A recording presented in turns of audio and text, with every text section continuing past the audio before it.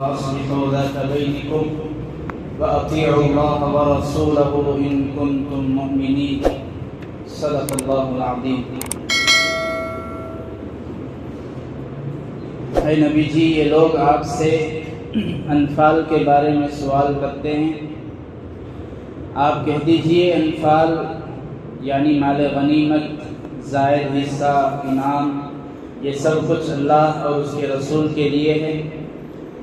ان سے کہیں اللہ سے ڈرتے رہیں، اپنے درمیان معاملات کی درستگی رکھیں اور اللہ اور اس کے رسول کی اطاعت کریں اگر تم لوگ صحیح معنوں میں ایمان والے ہو۔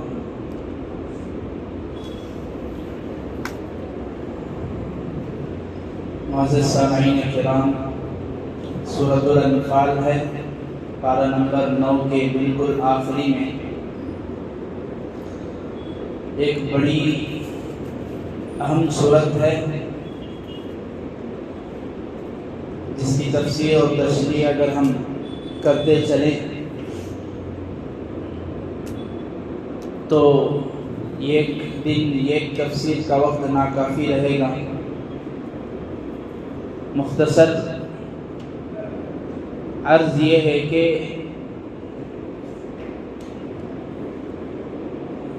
اللہ کے نبی علیہ الصلاۃ والسلام کا مدینہ ہجرت کرنے کے بعد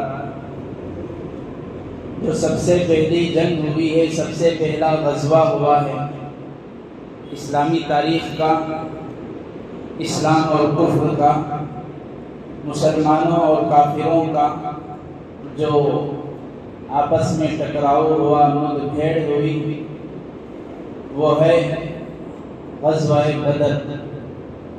2 ہجری میں ہوا۔ اللہ کے نبی علیہ السلام جب مکے سے مدینہ ہجرت کیے، ہجرت کے دوسرے سال یہ واقعہ پیش آیا۔ ایک بڑی گھمسان لڑائی ہوئی مسلمانوں اور کافروں کے درمیان۔ بہرحال بہت لمبا واقعہ ہے۔ اللہ تبارک و تعالیٰ نے مسلمانوں کو فتح نصیب فرمائی، مسلمان جیت گئے، کامیاب ہو گئے۔ حضرات صحابہ کے حق میں اللہ تعالیٰ نے فتح عنایت فرمائی۔ کافر شکست کھا کر بھاگ گئے، بہت سارے لوگ قیدی بنے، بہت سارے بھاگے، بہت سارے شہید، بہت سارے جہنم رسید ہوئے۔ جب جنگ تو ہو گئی، جنگ کے موقع پر مسلمانوں کی جماعت 3 طرح سے بٹی ہوئی تھی۔ مسلمانوں کی جماعت 3 کاموں پر تھی۔ ایک جماعت کافروں کے ساتھ لڑنا، انہیں جواب دینا، اسلام کے پھیلانے کی غرض سے اعلاء کلمت اللہ کے لیے، یہاں تک کہ جب وہ بھاگے تو ان کا پیچھا کرتے ہوئے ایک جماعت ان کے پیچھے گئی۔ مسلمانوں کی ایک دوسری جماعت اللہ کے نبی علیہ السلام کے ساتھ تھی۔ آپ علیہ السلام کے ہر طرف دائیں بائیں آگے پیچھے آپ کی حفاظت کر رہی تھی کہ کہیں کوئی دشمن چھپا نہ بیٹھا ہو، پیچھے سے حملہ نہ کر بیٹھے۔ اور ایک جماعت جب کافر بھاگ گئے، مشرک بھاگ گئے، بہت ساروں نے اپنے آپ کو سرنڈر کر دیا، قیدی بن گئے، تو ایک جماعت جو کچھ کافروں کا مال، جو کچھ ان کے ہتھیار، ان کے گھوڑے، ساری چیزیں تھے، ان کو سمیٹنے میں لگ گئے۔ ہر جن کا یہی دستور ہوتا تھا، پچھلی قوم، پچھلی نبیوں اور ان کی امتوں میں مال غنیمت حلال نہیں تھا۔ جو کچھ جنگ ہوتی، جنگ کے بعد جو کچھ بچتا وہ مسلمانوں کے لیے جائز حلال نہیں تھا۔ اس کے لیے حکم یہ تھا کہ کسی پہاڑ کے اوپر لے جا کر رکھ دیا جائے، اللہ کی جانب سے آگ آئے گی، اس کو قبول کر کے لے کر جائے گی، اس کو جلا کر لے کر چلی جائے گی۔ اللہ کے نبی علیہ السلام نے حدیث پاک میں فرمایا احلت لی الغنائم، امت محمدیہ کی خصوصیت اور میری خصوصیت یہ ہے کہ ہمارے لیے مال غنیمت حلال کیا گیا۔ جو کچھ کافر چھوڑ کر بھاگتے تھے ان کا مال سب کچھ مسلمانوں کے لیے حلال تھا۔ اب مسئلہ یہ ہوا، جو مسلمانوں کی، صحابہ کی جماعت 3 کاموں پر، 3 امور پر بٹی ہوئی تھی، ہر کوئی یہ سمجھ رہا تھا کہ ہمارا کام اہم ہے۔ مسلمانوں کا 3 گروہ، 3 جماعت جو الگ الگ کام پر، ایک وہ جماعت جو کافروں کو بھگاتے ہوئے پیچھا کرنے کے لیے گئی، جب وہ واپس آئی ان لوگوں نے کہا کہ سب سے زیادہ مستحق مال غنیمت جو کافر چھوڑ کر گئے اس کے ہم ہیں، ہم بھگائے تبھی تو تم لوگ سمیٹنے میں لگے تھے۔ دوسری جماعت جو اللہ کے نبی علیہ السلام کی حفاظت کے لیے تھی، وہ کہنے لگی جنگ میں ایک بہت بڑا کام نبی علیہ السلام کی حفاظت ہے، آپ کی حفاظت نہ ہو تو جنگ ہی نہیں ہو سکتی، یہ جنگ کا اہم حصہ ہے۔ ہم حفاظت کر رہے تھے تبھی تو تم لوگ بھگانے کے لیے گئے، تبھی تو تم لوگوں کی ایک جماعت مال غنیمت کو وصول کر رہی تھی، اور ایک جماعت جو مال غنیمت وصول کر رہی تھی وہ یہ کہنے لگی اگر ہمیں بھی موقع ملتا ہم بھی لڑتے، ہم بھی جو ہے ان کا جواب دیتے، ہم بھی ان کا جواب پتھر سے کافروں کو دیتے، ہمیں موقع نہیں ملا اس لیے ہم نہیں دے سکے۔ بہرحال صحابہ یہ سمجھ رہے تھے کہ ہمارا کام اہم، جس کی وجہ سے مال غنیمت کا مستحق میں ہوں۔ یہاں سمجھ کر میں آپ حضرات کو ایک اور نقطے کی بات بتاتا چلوں۔ علماء نے فرمایا دین کے 3 اہم کام ہیں، دین کے 3 اہم شعبے ہیں۔ گویا کہ ایک ہیرا ہے دین، اس کے 3 حصے کر دیے گئے ہیں۔ ایک ہے مدارس کا کام، جہاں پر قال اللہ قال رسول پڑھایا جاتا ہے، جہاں پر ایسے لوگوں کو تیار کیا جاتا ہے جو محراب میں منبر رسول پر کھڑے ہو کر امت کی رہبری اور رہنمائی کر سکیں، امت کے مسائل کو حل کر سکیں۔ یہ ایک بہت بڑا شعبہ حصہ ہے دین کا۔ اسی طرح دین کا ایک دوسرا شعبہ ہے دعوت و تبلیغ، اللہ کے راستے میں نکل کر اپنے ایمان کی حفاظت کی جاتی ہے، دوسروں کے ایمان کی فکر کی جاتی ہے، اپنی دینداری کی فکر کی جاتی ہے، اپنے آپ کو 24 گھنٹے کس طرح دین کا پابند آدمی بنائیں، اس بات کی فکر اور محنت کی جاتی ہے۔ اور تیسرا اہم کام ہے دین کا اللہ والوں کے پاس جانا، اللہ والوں سے جا کر مل کر ان سے اپنا تعلق قائم کرنا، علماء سے اپنا تعلق قائم کرنا۔ ہماری جو دلی بیماریاں ہیں، حسد ہے، کینہ ہے، کپٹ ہے، کسی سے جلنا ہے، کسی سے غصہ ہے، کسی سے نفرت ہے، گناہوں کی خباثت ہے، تنہائی میں ہمارا نفس ہمیں گناہوں کی طرف لے کر جاتا ہے، یہ ساری چیزیں کسی ایک بزرگ، کسی ایک بڑے عالم سے تعلق قائم کر کے ان کو اپنی ایک ایک بیماری بتانا ہے۔ وہ اللہ کے حکم سے قرآن اور حدیث کو سامنے رکھ کر ہماری اصلاح کرتے رہیں گے، ہمارے ان خبائث کے، رذائل کی، ہمارے کمینہ صفت، کمینہ عادتوں کو درست کرتے رہیں گے۔ یہ دین کے 3 اہم شعبے دعوت و تبلیغ ہے۔ علماء نے ایک عجیب اور نقطہ فرمایا، تینوں کام بھی تا ہی سے شروع ہوتے ہیں۔ تبلیغ ہے، دوسرا کام تدریس ہے، تیسرا کام تصوف اور تزکیہ ہے۔ اب اس میں سے کوئی یہ کہے کہ میں دین کا کام کر رہا ہوں، میں ہی دین کا کام کر رہا ہوں، مدارس والے کہیں کہ ہم دین کا کام کر رہے ہیں، جماعت میں مت جاؤ، بزرگوں کے پاس مت جاؤ، یہ غلط۔ تبلیغ والے کہیں میں ہی دین کا کام کر رہا ہوں، ہم ہی دین کا کام کر رہے ہیں، یہ غلط۔ اور خانقاہ بزرگ حضرات کے پاس جانے والے کہیں کہ ہم ہی دین کا کام کر رہے ہیں، یہ غلط۔ مجھے بتانا اس لیے پڑ رہا ہے کہ یہ لوگ جو اس لائن کے بڑے بڑے لوگ ہیں، علماء ہیں، وہ تو یہ نہیں کہیں گے۔ اس لائن میں چلنے والے جو یہ کہتے ہیں، یہ اس بات کی علامت ہے وہ ابھی ادھورا ہے، مکمل نہیں ہوا۔ دعوت و تبلیغ میں چلنے والا یہ دعویٰ کرے میں ہی دین کا کام کر رہا ہوں، یہ غلط۔ میں بھی دین کا کام کر رہا ہوں۔ بزرگوں کے پاس جانے والا، خانقاہ جانے والا، وہ یہ کہے ہم ہی دین کا کام کر رہے ہیں، غلط ہے، نہ ہم بھی دین کا کام کر رہے ہیں۔ یہ دین کا ایک، اسلام کا ایک ہیرا ہے۔ علماء نے فرمایا ہیرے کے 3 ٹکڑے، ہر ٹکڑا یہ کہے میں ہی ہیرا ہوں، یہ اس کے عقل کی فطور ہے۔ وہ یہ کہہ سکتا ہے میں بھی ہیرا ہوں۔ تینوں ہیروں کے ٹکڑوں کو جوڑیں گے تو بنتا ہے ایک ہیرا۔ اسی طرح دین کے سارے کام، خصوصاً یہ 3 شعبوں کو، 3 کاموں کو آدمی جب جوڑتا ہے تب جا کر بنتا ہے دین اسلام مکمل۔ بہرحال صحابہ آپس میں یہ سوچ رہے تھے میں اہم کام کر رہا ہوں، مجھے حصہ ملنا چاہیے، کس کا؟ مال غنیمت کا۔ کافر جو چھوڑ کر گئے اس کا۔ اللہ کے نبی علیہ السلام کے کانوں میں یہ بات پڑی کہ میرے صحابہ یہ دنیا کے مال کے لیے آپس میں بحث کر رہے ہیں، ان کی بات غلط نہیں تھی۔ اب تک کوئی حکم نہیں آیا تھا کہ جو کچھ کافر چھوڑ کر جائیں گے وہ کس طرح تقسیم ہوگا، جو کچھ کافر چھوڑ کر بھاگیں گے، جو اپنے آپ کو سرنڈر کریں گے، ان کا مال، ان کی باندیاں، نوکرانیاں، ان کی زمین، ان کا جائیداد، ان کا روپیہ، ان کے ہتھیار، ان کے گھوڑے، ان کے جانور، یہ سب کچھ مسلمان کیسے استعمال کریں گے، اس کا کوئی حکم نہیں آیا تھا۔ صحابہ یہ سمجھتے تھے ہم ضروری کام کر رہے ہیں، ہم اہم کام میں تھے، تو ان کی بات بھی اپنی جگہ صحیح تھی۔ اللہ کی جانب سے فوراً وحی آ گئی، یسألونک عن الانفال، یہ سمجھتے ہیں کہ میں اس کا مستحق، آپ کہہ دیجئے قل الانفال للہ والرسول، جو کافر مشرک اپنا مال غنیمت چھوڑ کر بھاگے ہیں یا اپنے آپ کو سرنڈر کر چکے ہیں، یہ سب کچھ اللہ اور اس کے رسول کا ہے، وہ جسے چاہتا ہے، جیسے چاہتا ہے، جتنا چاہتا ہے وہ تقسیم کر سکتا ہے۔ یہ اللہ تعالیٰ نے اللہ کے نبی علیہ السلام پر فوراً اس وقت وحی نازل کی۔ بہرحال اس صورت کا مقصد، اس صورت کا اکثر حصہ اللہ تعالیٰ نے غزوہ بدر، اسلام کی دوسری تاریخ، دوسری ہجری میں جو بہت بڑی جنگ ہوئی، پہلی جنگ ہوئی اسلام اور کفر کی، اس کے اکثر حصے کو ذکر کیا، اور اسی کا ایک حصہ اللہ تعالیٰ نے آگے بھی ذکر کیا۔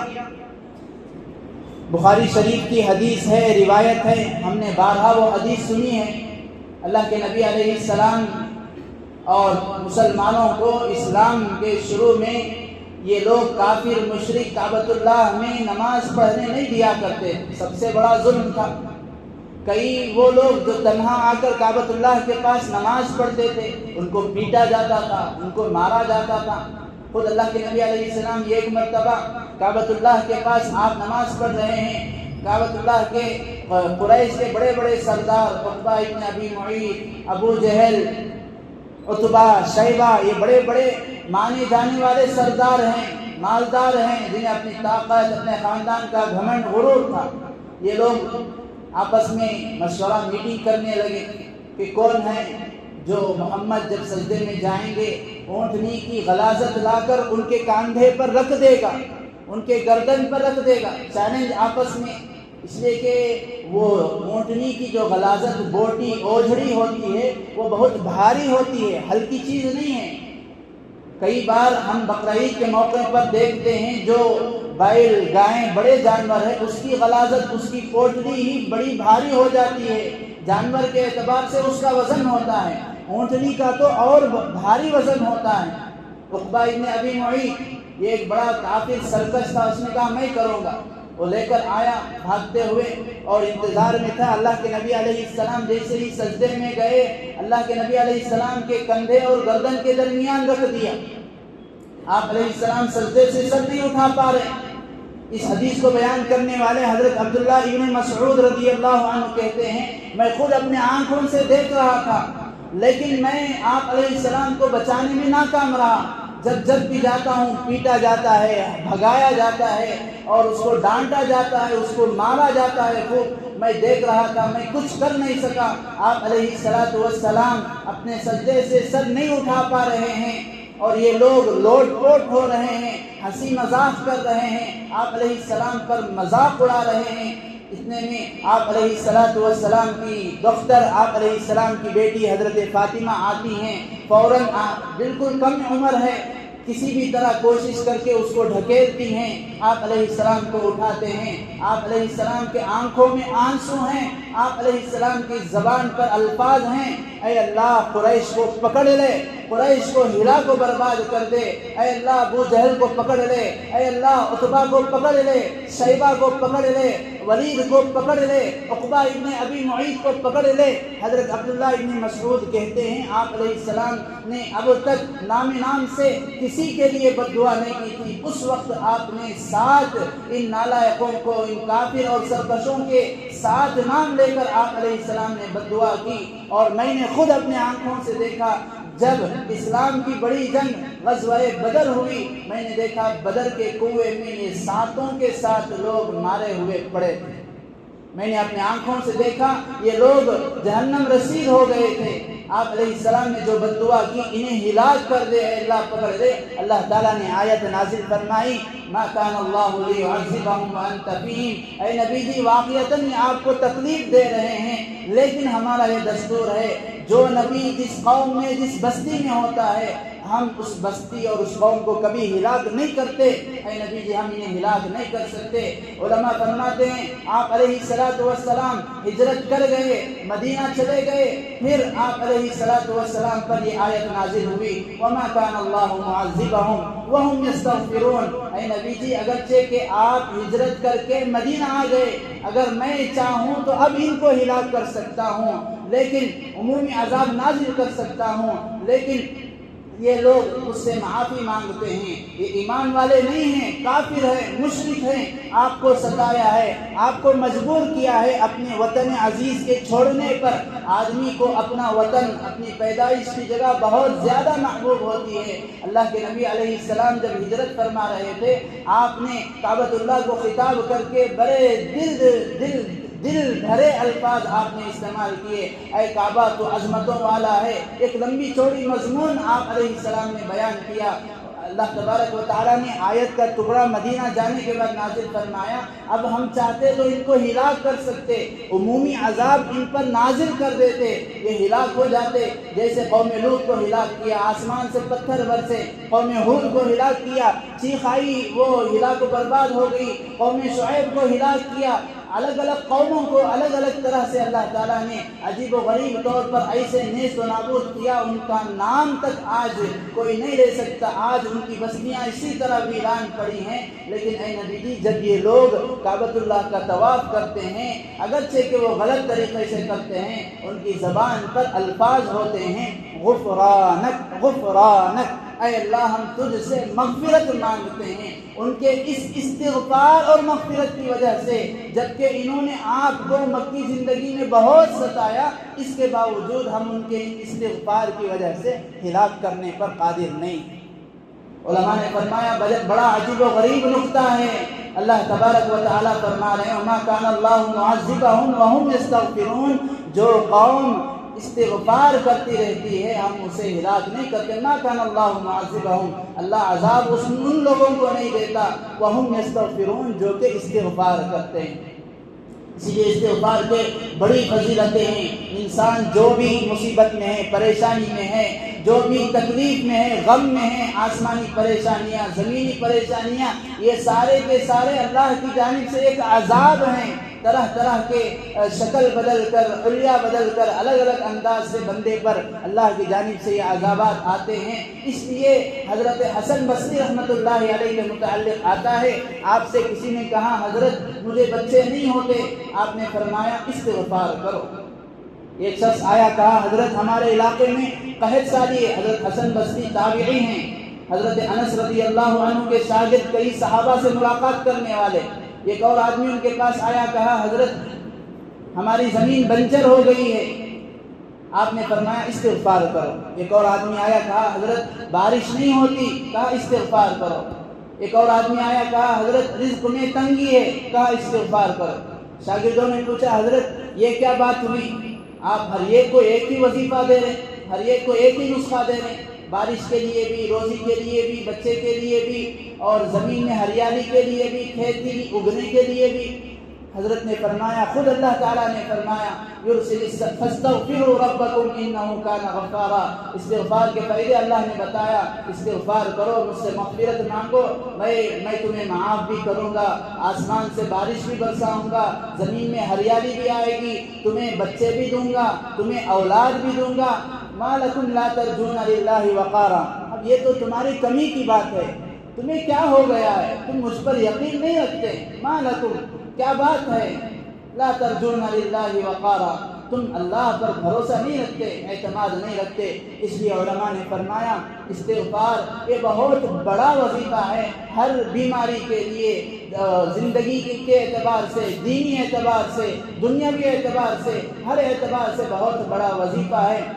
حضرت علی رضی اللہ عنہ فرمایا کرتے تھے کہ دیکھو اللہ تعالیٰ نے اس آیت میں دو باتیں بتائی ہے، ما کان اللہ لیعذبہم وانت فیہم، اے نبی جی جب تک آپ ان میں موجود ہیں ہم انہیں عذاب نہیں دیں گے. وما كان الله معذبهم وهم يستغفرون.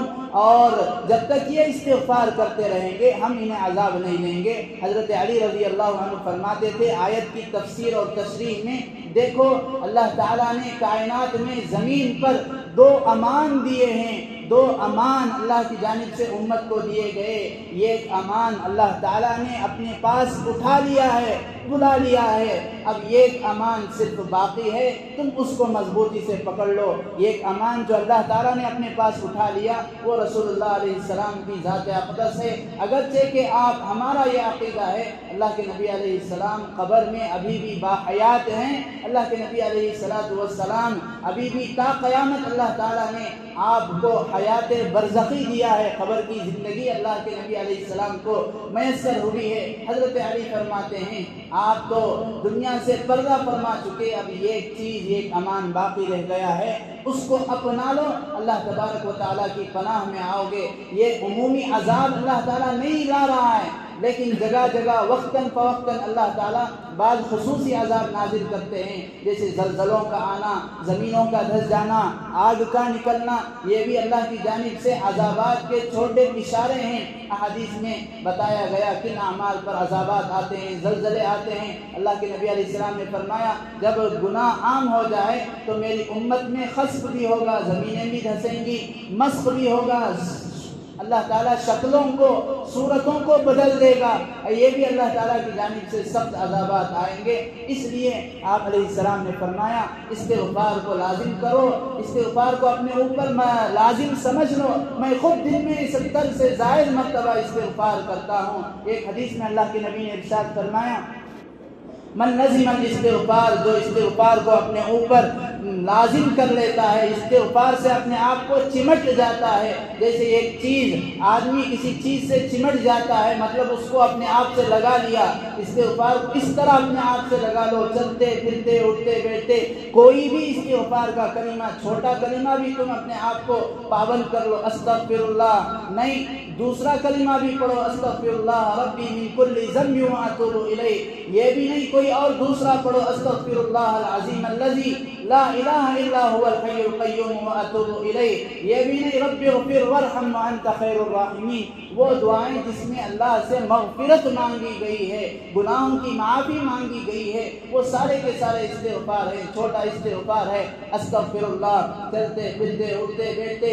رمضان میں اس کے کثرت کا اہتمام کا اللہ کے نبی علیہ السلام نے حکم دیا، رمضان میں استغفار اور کلمہ طیبہ کی کثرت کرا کرو. اس لیے علماء فرماتے ہیں تیسرا کلمہ سبحان اللہ والحمد للہ ولا الہ الا اللہ واللہ اکبر ولا حول ولا قوت الا باللہ العلی العظیم.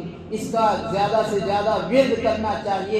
اس میں استغفار بھی آ گیا، اس میں کلمہ بھی آ گیا، اس میں اللہ کی تعریف بھی آ گئی، اس میں اللہ سے گناہوں کی معافی بھی آ گئی. ساری چیزوں کو یہ کلمہ اپنے اندر جمع کر لیا ہے. اس لیے اللہ تعالیٰ نے اس آیت کے ذریعے سے یہ ہمیں حکم دیا کہ جس طرح اللہ تعالیٰ ان کافروں کو، ان مشرکوں کو جنہوں نے اللہ کے نبی کو ستایا ہے، ان کو اللہ تعالیٰ عذاب سے ہلاک نہیں کر سکتے. اللہ تعالیٰ عذاب سے ہلاک نہیں کر رہے ہیں، وجہ یہ کہ وہ غفرانک استغفار کرتے ہیں. ہم تو پھر بھی ایمان والے ہیں، اللہ کے نبی علیہ السلام کے امتی ہیں، آپ کو ماننے والے، آپ کی لائی ہوئے دین اور شریعت پر چلنے والے، آپ کے قرآن کو پڑھنے، سمجھنے اور اسے اپنی عملی زندگی میں لانے کی فکر اور کوشش کرنے والے. ہمیں کتنا زیادہ اس کا پابند ہونا چاہیے، ہمیں کتنے یقین سے اس کا اہتمام کرنا چاہیے. اللہ تعالیٰ کہنے سننے سے زیادہ سمجھنے کی اور ایمان اور یقین کے ساتھ عمل کرنے کی توفیق نصیب فرمائے.